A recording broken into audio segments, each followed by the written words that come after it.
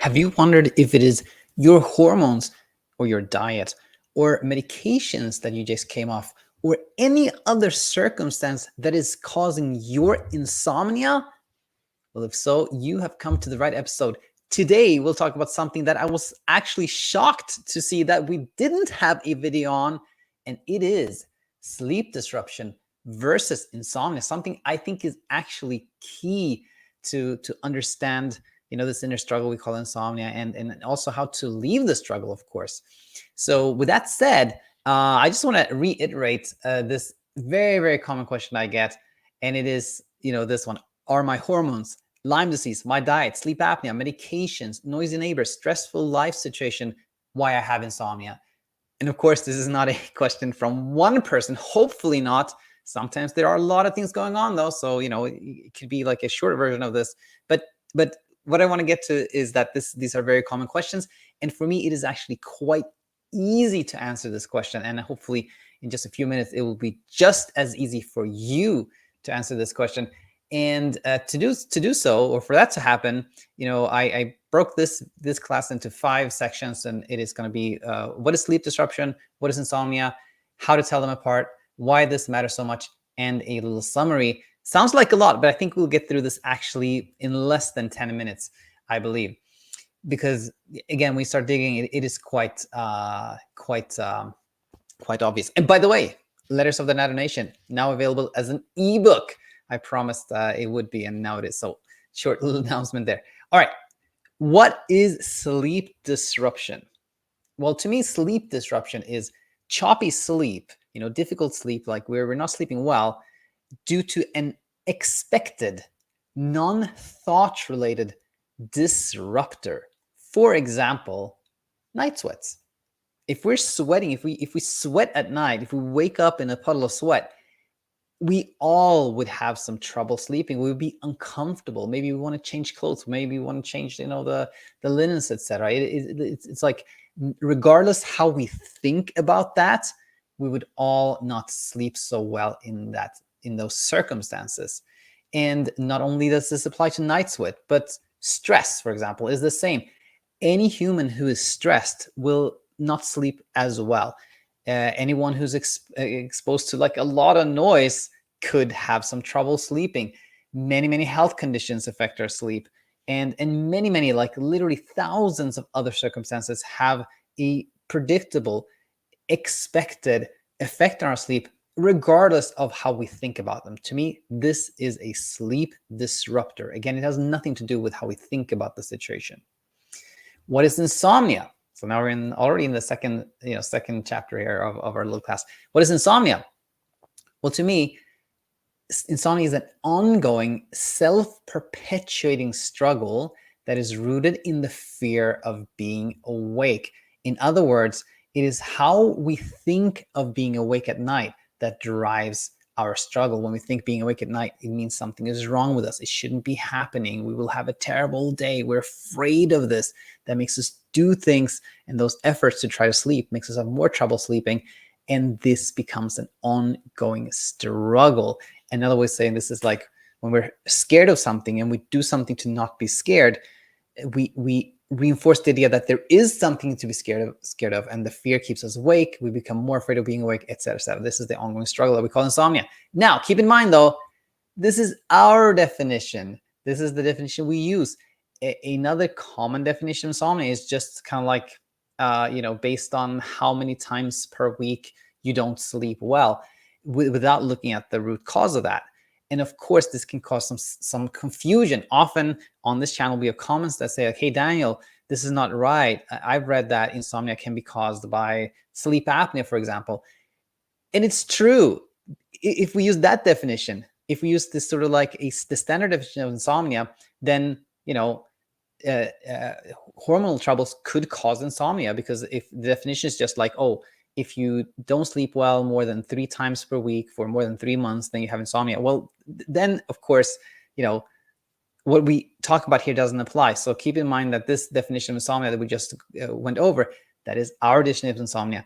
In other words, in our teaching, insomnia only comes from a fear of not sleeping, from a fear of not being, not sleeping from a fear of being awake. So again, in our teaching, there's only one thing that can cause insomnia, and that is the fear of not sleeping, which takes us to the third chapter here, and that is how to tell them apart. And we just talked about one. So I actually listed four, A, B, C, D, ways that you can tell these apart. And this is the reason I'm talking about this is, of course, that I hope it will be helpful for you to tell apart sleep disruption from insomnia. So it is A is what we just talked about.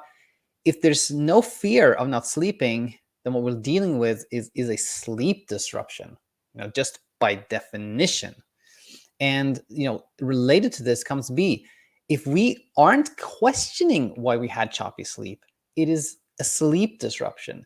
And, when I say that these two are related, it is, if there's no fear, then we're probably not then we're not going to wonder. We're going to be like, of course. But if we're scared, we're going to be like, I wonder if it's this. I wonder if it's this. I wonder. I'm puzzled. I'm curious. Like, what's going on, right? Then if so again, if there's no questioning like that, if we just like, yeah, of course I had choppy sleep. This is a sleep disruption. Now, see here, of course, a sleep disruption could keep us awake all night if we, like, I don't know, we broke a leg and it's super, super painful, that could happen, of course. But a question I often get is this one, like, hey, Daniel, like I drank a lot of coffee yesterday and I was up all night long. Could that be a sleep disruption from the coffee? To me, it is unlikely. Most times sleep disruption, they cause some choppy sleep. It takes a while to fall asleep. We can, we don't sleep well. But if we're kind of like wide awake all night, just in the state of like, what's going on? That's insomnia, or that's probably insomnia, right? So I want to say is that if we're awake all night long, or many sleepless nights in a stretch, to me, very likely insomnia. D, if we are puzzled, bewildered, wonder why, probably insomnia, which we already talked about. Now, 4 here is, why am I talking about this? Why did I say I was shocked? We haven't talked about this in a video before. Why do I think this matters? I think it matters so much because when we approach one thing in a way that's not suitable, it can be quite tricky. For example, when we approach insomnia like a sleep disruption, we tend to get deeper into the rabbit hole no matter what happens. And what I mean by that is, for example, somebody who actually has insomnia, actually has been really scared of not sleeping and is thinking like, oh, maybe it's my hormone levels. I'm kind of perimenopausal. Maybe it's my hormone levels. If this person thinks it's probably hormonal, let me try some hormone replacement therapy, approaching insomnia as a sleep disruption, then what can happen is like two outcomes, kind of two immediate outcomes. One is like, it worked, which actually leads to more confusion and struggle. This is somebody who took that hormone replacement therapy, slept well, and doesn't realize that that's delegation, doesn't realize that it's like taking something and thinking like, now I don't have to do anything about sleep. The effortlessness leads to sleep. They may not realize that because, again, they approached it as sleep disruption. They just are kind of like, oh, that's it. It worked. That's great. But it leads to more confusion because eventually the fear that was there is gonna resurface again. We're gonna be like, how is this making me sleep? Like, how is this? I hope it works. And then eventually the fear comes back. And now we're like, oh no, it stopped working. And now, we're in this process of like trying to avoid fear, trying to make ourselves sleep. And we try something new, and then that kind of like maybe works, then stops working, or it doesn't work. And then we're kind of just more and more confused. We don't understand what's happening. We become bewildered, and we're not understanding what we're dealing with. And when there's this level of mystery, our fear grows, and we have more trouble, more confused, and more struggle. Going back to that person who's like, it's probably hormonal, let's try some hormone replacement therapy. The second outcome is like, it didn't work, which also leads to more confusion and struggle, because that person's like, why didn't it work? Something must be really wrong with me. I have to try something else. So when we're approaching insomnia as a sleep disruption and try something to make ourselves sleep, like regardless of the outcome, we tend to get deeper into the rabbit hole. So this is why I think it is so important. Now, let me actually kind of pause here and say, this is why I think this lesson is so helpful.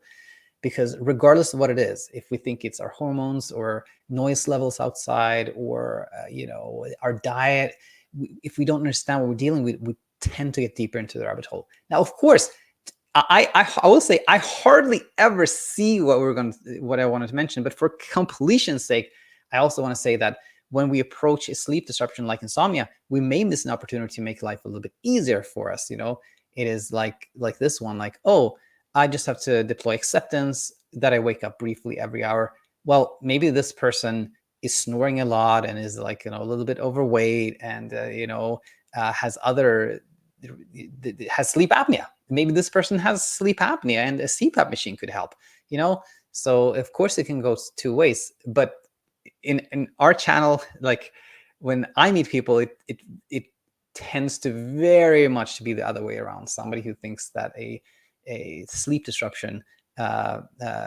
something is a sleep disruption when it's actually insomnia. So in summary here, we have seen that there are thousands of factors that can create sleep disruption, but only fear of not sleeping can create what we call insomnia. And when we're kind of willing to take the look inside and we're honest with ourselves and see what we're dealing with, then we can make the decision that leads to where we want to be, which is, of course, the pace of peaceful sleep and peace of mind. And if you're maybe new to the channel here and you're like, okay, I think what I'm dealing with is what you call insomnia here. What should I do? Well, all the videos here, all the teaching here is for you. So in that case, just learn more and nice things will come your way. And if that happens, if thanks to our free content here, you're finding your way to where you want to be, then please let us know. Leave a comment in the comment section.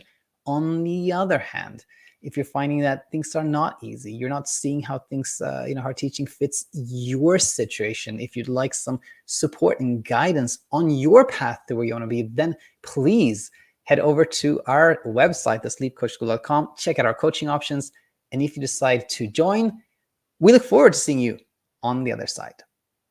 With that said, I again want to thank you for being here and look forward to having you back real soon. Until then, onwards and inwards.